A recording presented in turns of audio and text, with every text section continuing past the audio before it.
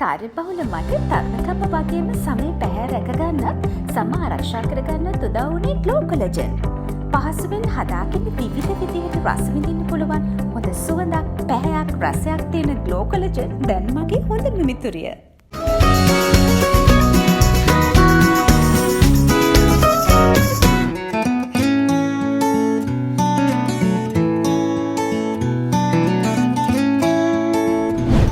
Good morning.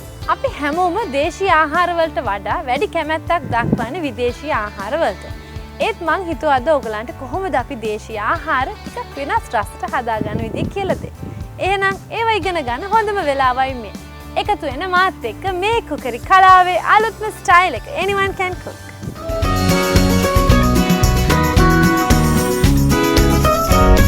වම්බඩු මසාලා වෙනස්ම විදියකට වම්බඩු කන්න කැමති අයට හොඳ කෑමක් තමයි වම්බඩු මසාලා කියන්නේ.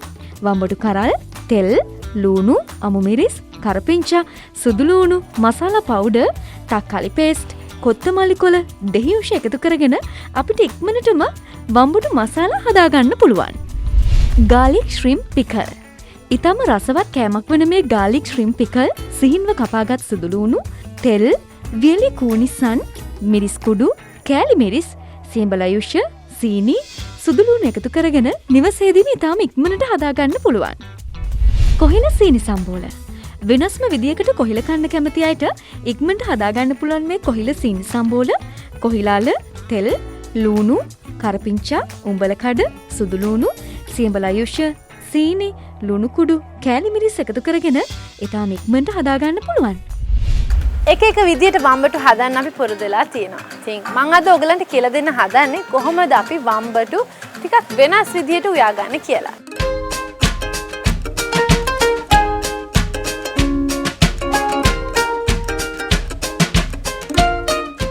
ඉතින් අපිට අවශ්‍ය වෙනවා වම්බටු කරල් 3ක්.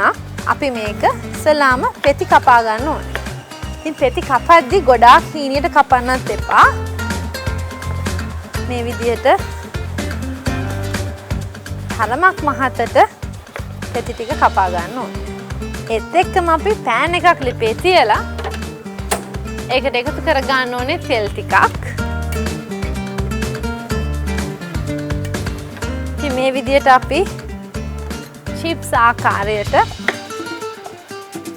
වම්බටු ටික කපා ගන්න ඕනේ. ඉතින් කපාගත්ත වම්බටු ටික අපිට රත් වෙච්ච තෙල් ටිකට එකතු කරගන්න පුළුවන්. වම්බටු ටික මේ විදිහට බැදෙන අතරතුර අපිට පුළුවන් ලූණු ගෙඩි දෙකක් මේ විදිහට half කපලා තෙති කපා ගන්න. ඉතින් වම්බටු ටික බැදෙන අතරතුර විටින් විට අපිට මේ විදිහට කලවම් කරගන්න පුළුවන්. නැත්නම් එකම පැත්තක් ෆ්‍රයි වෙලා තියෙයි.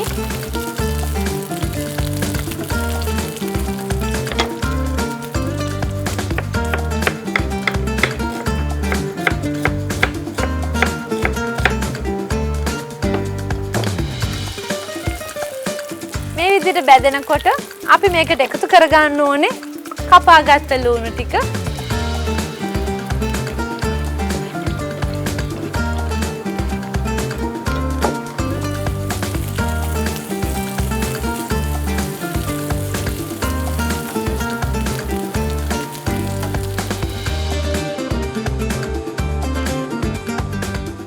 ලූණු ටිකක් බැදෙන අතරතුර අපිට පුළුවන් අවු මිරිස් කරල් 3ක් අරගෙන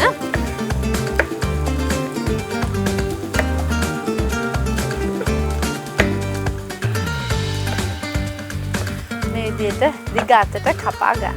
ඒකත් අපි මේකටම එකතු කරගමු. කරපිංචා කොළ කිහිපයක්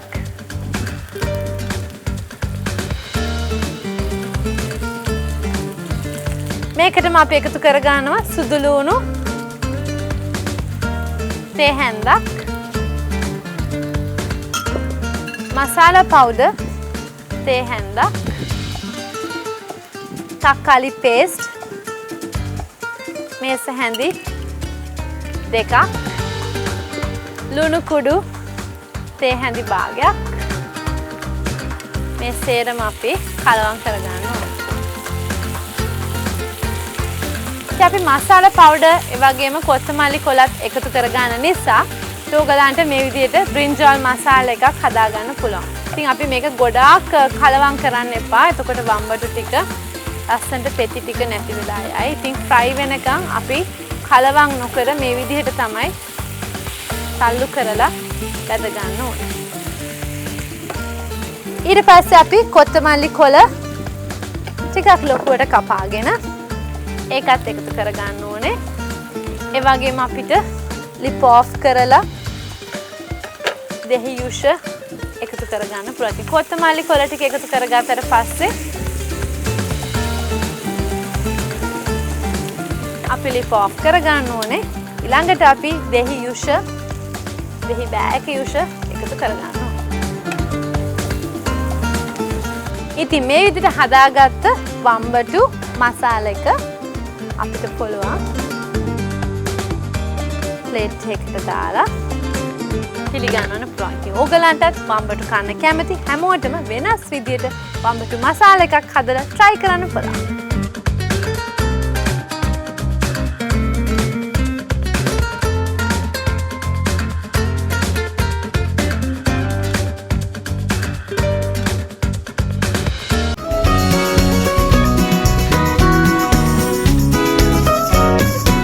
මම දැන් ඔයගලන්ට කියලා දෙන්න හදන්නේ කොහොමද අපි garlic shrimp pickle එකක් හදාගන්නේ කියලා.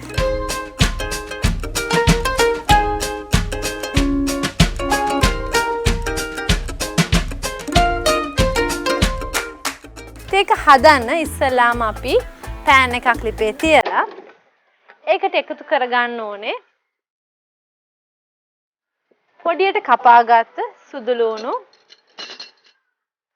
ඒ වගේම මෙතන තියෙනවා උළුහල් තේ හැන්දක්, අබ තේ හැන්දක් අපි ටොස් කරගන්න ඕනේ. ඒ කියන්නේ pan එකක තියලා පොඩ්ඩක් රත් කරගත්තට පස්සේ අපිට මේක ලුණුත් එක්ක ලුණු තේ හැන්දක් එක්ක ග්‍රයින්ඩ් කරගන්න ඕනේ. ඒ කියන්නේ කොටා ගන්න ඕනේ. ඒ හදාගත්ත මිශ්‍රණයත් මෙතන තියෙනවා. ඉතින් pan එක රත් වෙනකොට ඉස්සෙල්ලාම මම තෙල් මේස හැඳි දෙකක් විතර එකතු කරගන්න ඕනේ. තෙල් ටික රත් වෙනකන් අපිට පුළුවන් ලුණු ගෙඩි භාගයක් සිහින්ව කපා ගන්න.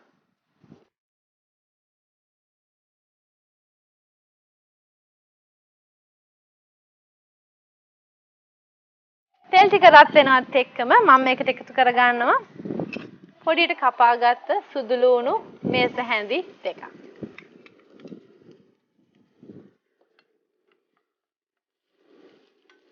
එකටම එකතු කරගන්නවා මම සිහින්ව කපාගත්ත ලුණු ටික.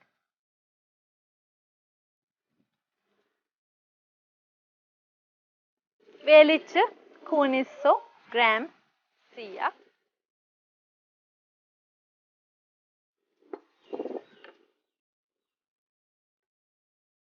ඒ වගේම අපි කලින් කොටලා හදාගත්ත උළුහල් අබෑට ලුණු මිශ්‍ර පවුඩර් එක.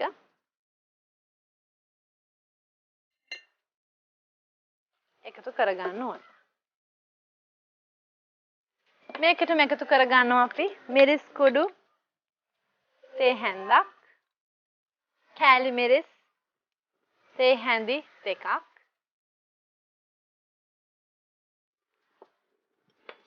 සියඹලා යුෂ කෝප්පයක්, සීනි මේස හැඳි දෙකක්. ඉතින් සීනි කිව්වම අපිට බ්‍රවුන් sugar, white sugar කැමති එකක් එකතු කරගන්න පුළුවන්. මේ විදිහට අපි paste එක හදලා සුදු ලුණු මේ විදිහට ගෙඩි පිටින්ම සුද්ධ කරලා ග්‍රෑම් 200ක් එකතු කරගන්න ඕනේ.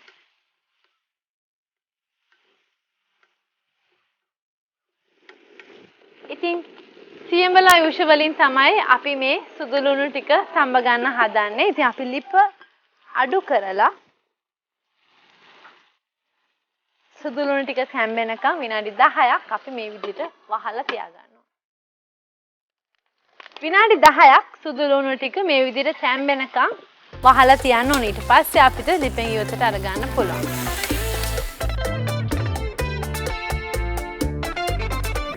ඉතින් සුදු ලුණු කියන්නේ ගොඩාක් ගුණවත් කෑමක්. ඉතින් අපිට මේක ටිකක් වෙනස් විදිහට කූනිසොත් එක්ක හදාගත්තොත් අපිට බත් එක්ක ඒ වගේම ඉන්දියාප්ප වගේ දේවල් එක්ක උනත් ආහාරයට ගන්න පුළුවන්. ඒ වගේම මේක අපිට පිකල් එකක් නිසා, ඒ කියන්නේ අපි සියඹලා එකතු කරගත්ත නිසා මේක පිකල් රසට එන්නේ. පිකල් එකක් නිසා අපිට කල්තියා හදලා උනත් තියාගෙන කන්න පුළුවන්. ඉතින් මේ විදිහට shrimp and garlic පිකල් එකක් ඕගලන්ටත් ගෙදරදීම හදලා try කරන්න පුළුවන්.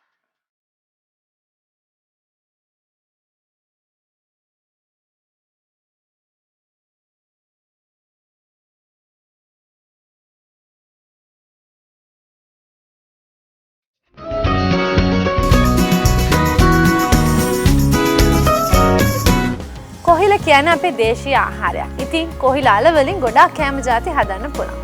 මම අද ඔයගලන්ට කියලා දෙන්න හදන්නේ කොහොමද අපි කොහිලාල පාවිච්චි කරලා සීනි සම්බෝලයක් හදාගන්නේ කියලා.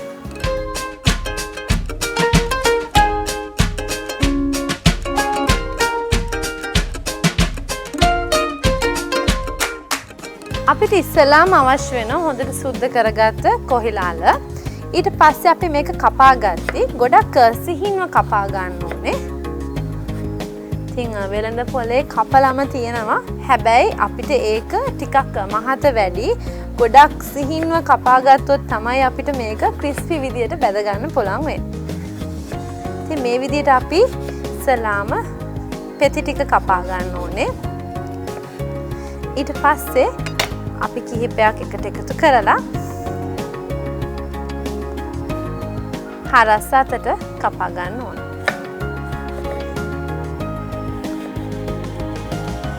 ඉතින් මේ විදිහට අපි සේරම කපා ගමු.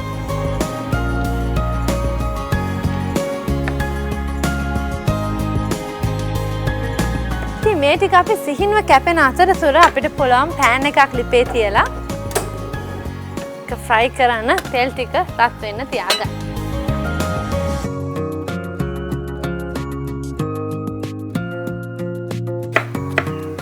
මේ විදිහට අපි සිහින්ව කපාගත්ත කොහිල ටික දැන් අපි ෆ්‍රයි කරගන්න ඕනේ තෙල් ටික රත් වුණාට පස්සේ. ඉතින් තෙල් ටික රත් වෙනකොට අපි සිහින්ව කපාගත්ත කොහිල ටික අපි ෆ්‍රයි කරගන්න තෙල් වලට එකතු කරගන්න ඕනේ.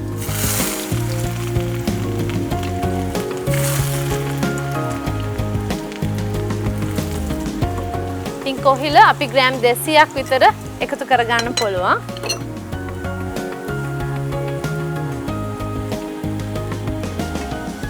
ඒ අතරතුර අපිට පුළුවන් ලුණු ගෙඩියකුත් අරගෙන සිහින්ව කපා ගන්න.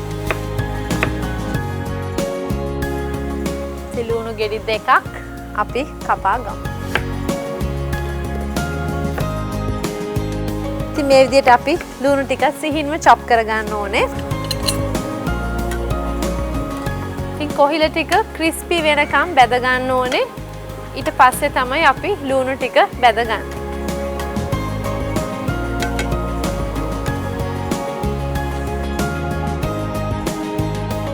ඉතින් සාමාන්‍යයෙන් මේ විදිහට ලයිට් බ්‍රවුන් කලර් එකක් එනකොට අපිට ලිපෙන් ඉවතට අරගන්න පුළුවන්.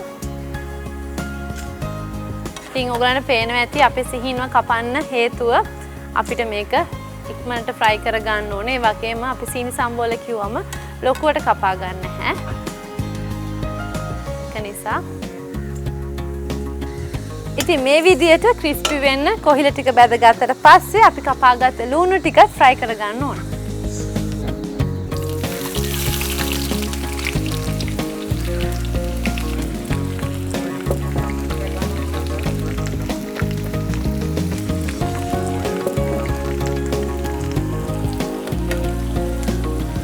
ඉතින් ලුණු ටිකත් මේ විදිහට ෆ්‍රයි කරගන්න ඕන. ඉතින් මේ විදිහට ලුණු ටිකත් බැදුනට පස්සේ අපි ලිපෙන් ඉවතට අරගන්න ඕන. ඉතින් දෙකම එක කලයක වෙනකන් තමයි බැද ගන්න ඕනේ. ඉතින් ගොඩාක් කර ගන්න එපා. එතකොට තිත්ත රහක් එයි. පස්සේ අපි ලිප ඔෆ් කරගන්න ඕන. ඉතින් මේ විදිහට අපි ලුණු ටිකක් බැද ගන්න ඕනේ. ඊට පස්සේ මම මේකට එකතු කරගන්නවා කරපිංච. කරපිංච එකතු කරගාදී අපිට ලිප ඔෆ් කරගන්න පුළුවන්. ලිප ඔෆ් කරලා තමයි මේ ටික බැද ගන්න.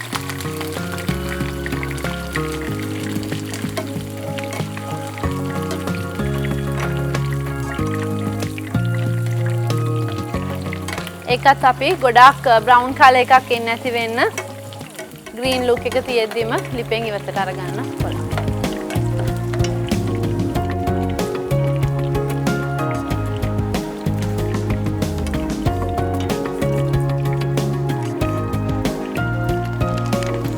ඉතින් මෙතන තියෙන අපි කලින් බැදගත්ත කොහිලාල ඒ වගේම ලූණු කරපිංචා. ඊට පස්සේ මම පෑන් එක මාරු කරලා තෙල් චුට්ටක් එකතු කරගෙන එකතු කරගන්න ඕනේ ග්‍රෑම් 100ක් උඹල කඩ.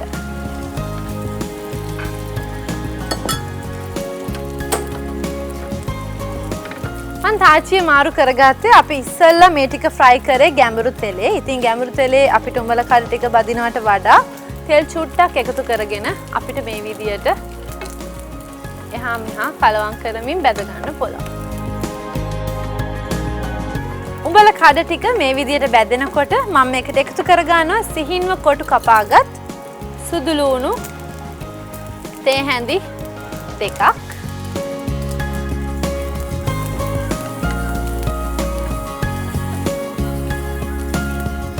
ඒකටම අපි කලින් බැදගත්ත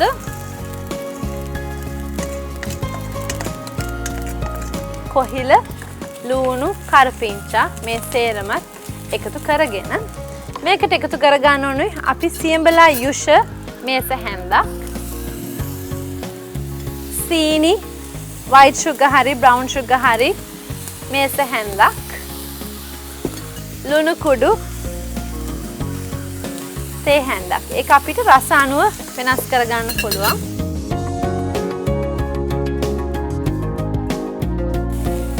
ඉතින් මේ විදියට කලවම් කරමින් ඊට පස්සේ අපි මේකට අවසානයේදී එකතු කරගන්න ඕනේ කෑලි මිරිස් තේ හැඳි දෙකක්.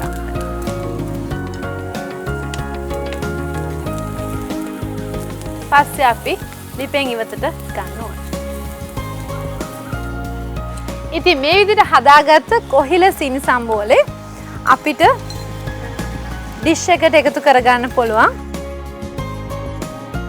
ඒ වගේම අපිට මේක කල් තියාගන්න ඕන නම් හොඳට නිවුනට පස්සේ අපිට බෝතල් කරගන්න පුළුවන්. ඉතින් සැරෙන් සැරේට හදන්න අමාරු නම් අපිට එකවරම හදලා මේ විදිහට බෝතල් කරලා ඇසුරුම් කරලා අවශ්‍ය වෙලාවට ආහාරයට ගන්න පුළුවන්. ඉතින් හැමදාම අපි පුරුදුලා තියෙන කොහිල සම්බෝලේ වගේම අපි කිරට උයලා ඒ විදිහට කන්න. ඉතින් මේ විදිහට කොහිල සම්බෝලේ නැතුව ඔයගලන්ට සීනි සම්බෝලේකුත් හදලා රස බලන්න පුළුවන්.